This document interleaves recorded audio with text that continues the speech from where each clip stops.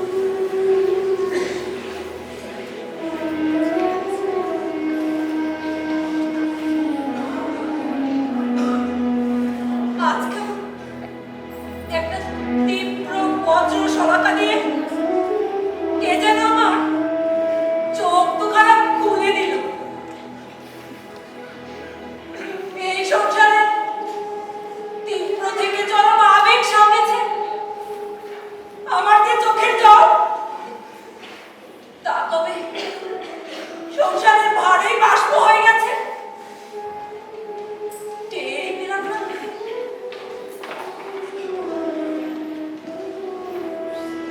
এত আশায় এত যত্নে যাদের মিলন আমি করালাম, আজ কি তবে আমি তাদের সুখের কাঁটা? তা তো নয়। এই সংসারকে তো মনে মনে বহু আগেই ত্যাগপত্র দিয়েছে, কিন্তু এই সংসার আমাকে ছাড়পত্র দিল কই? এই যে 8 বছর বয়সে দেশ সজ্জায় আমি শয়ন করেছিলাম, আজ 27 বছর পর সেই সজ্জা আমি ত্যাগ করলাম।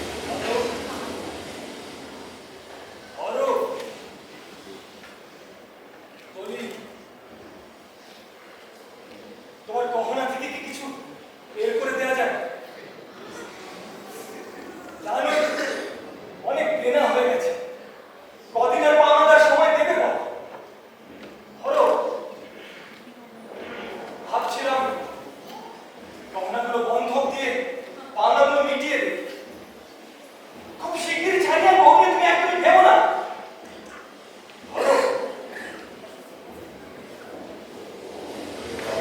না,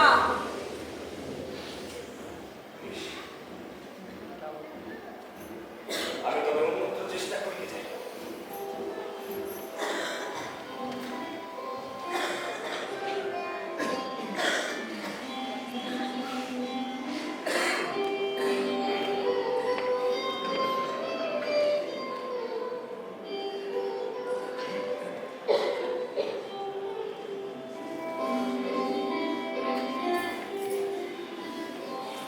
এ কিসের আকাঙ্ক্ষা, এ কিসের দুঃসহ যন্ত্রণা? মোনা যা চায় কখনো তো তা চায় নাই, কখনো তো তা পায়ও না। আমার এই নারী জীবন কেবল হাট বাজার, পান মশলা আর তরি তরকারির ঝঞ্ঝাট লইয়াই 27টা অমূল্য বছর দাসী ভিত্তি করে কাটাবা। আজ বুঝলাম নারী দাসী বটে, কিন্তু নারী রানীও বটে। ভাগাভাগি করে একজন নারী হলো রানী, আর একজন রানী হলো দাসী।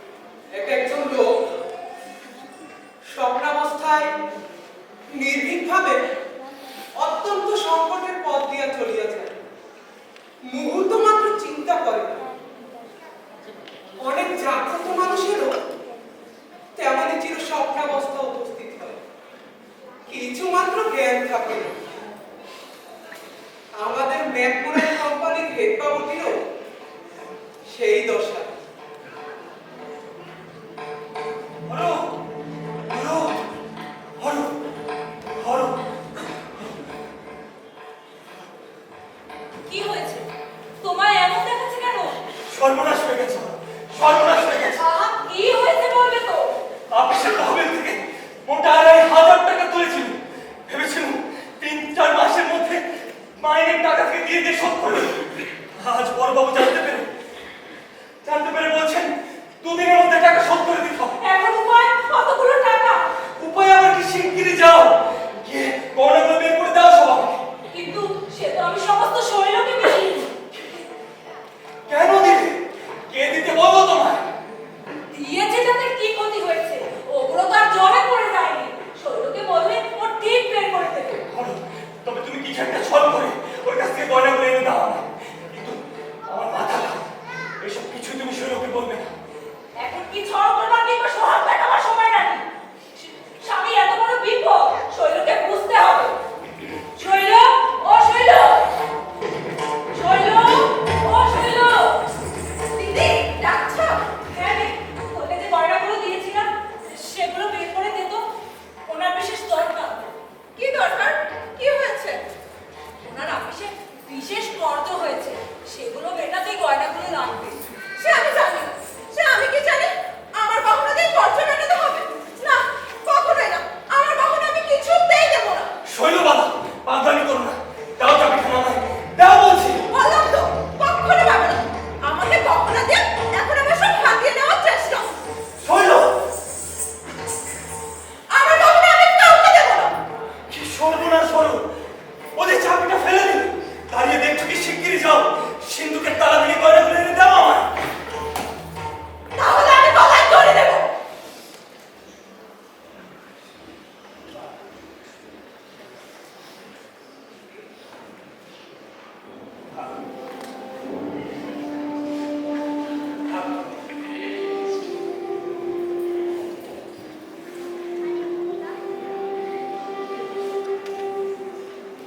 আমি বরং আরেকটা চেষ্টা করি। কি করবে তুমি? কোথায় পাবে অতগুলো টাকা? কি আর করবো? বাপদাদার এই বাড়িখানা থাকতে ছাড়া আর কোনো উপায় হলো না। আর কোনো উপায় হলো না।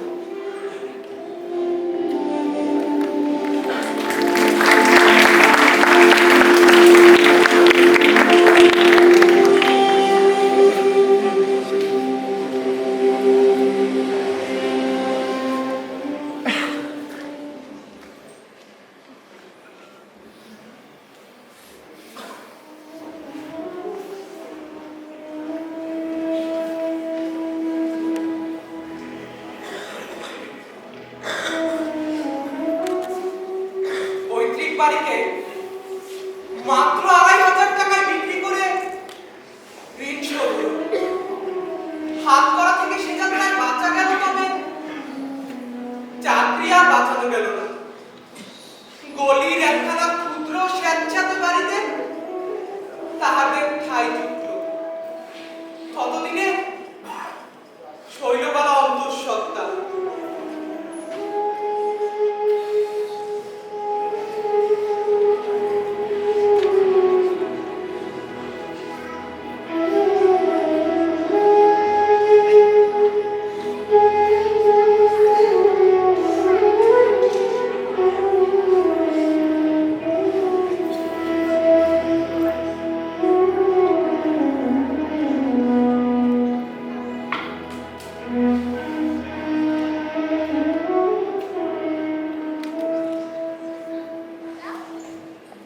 এই স্যাঁতস্যাঁতে ঘরে আমি আর দিনরাত কাটাতে পারি না। আমি আর একটা ভালো বাড়ির সন্ধানে আছি শৈল। পেয়ে গেলে বাড়ি বদল করবো। কেন? পাশের ঘরখানা তো আছে। ওটা তো হলো সুন্দরী ঘর। শৈল, ও শৈল, শৈল,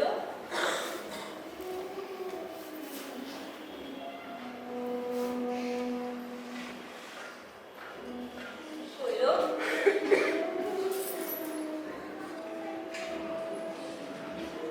ওষুধটা খেয়ে নে শৈল। না, আমি খাবো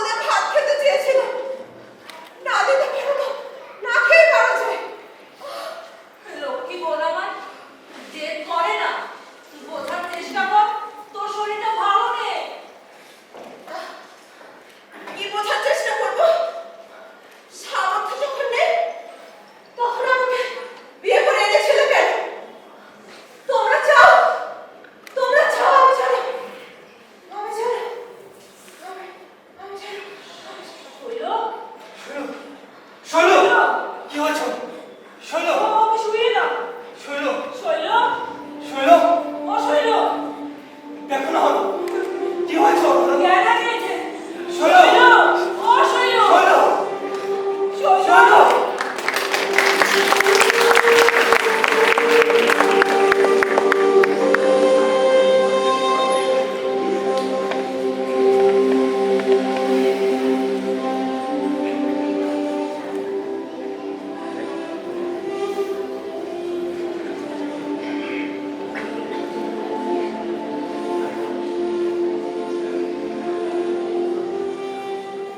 দুই দিন কেটে গেল শৈলবালা শয্যায়। অসুস্থতা যেন দিন দিন বেড়েই চলেছে। হরসুন্দরীর জোরপূর্বক দুগ্রাস মুখে তুলে তো বাকিটা পাত্রেই পড়ে থাকে। এমনই করে একদিন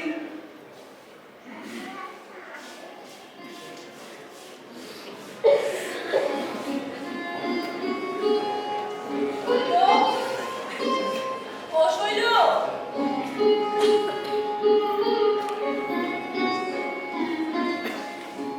শৈল! কি রে শৈল? এই দেখ, তোর জন্য পায়েস রেঁধে এনেছি। শৈল! ও শৈল! শৈল!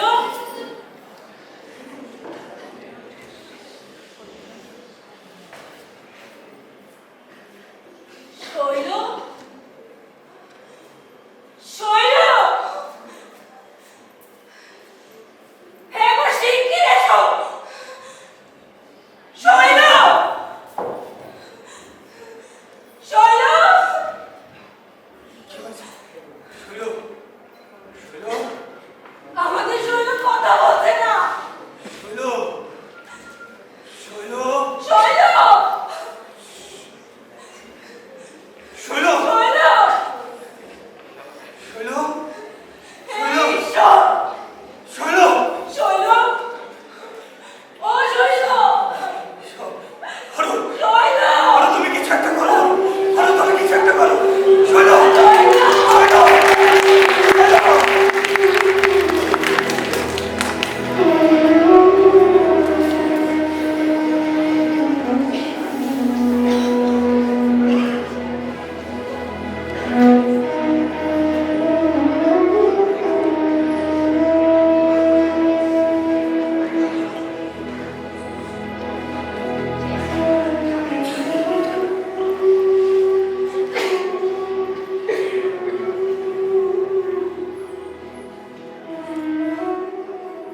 একদিন রাত্রে নিবারণ হরসুন্দরী শয়ন গৃহে প্রবেশ করি। তখন সমস্ত শহর নিদ্রিত, কিন্তু কেহ একটি কথাও কহিল না। না হরসুন্দরী, না নিবারণ।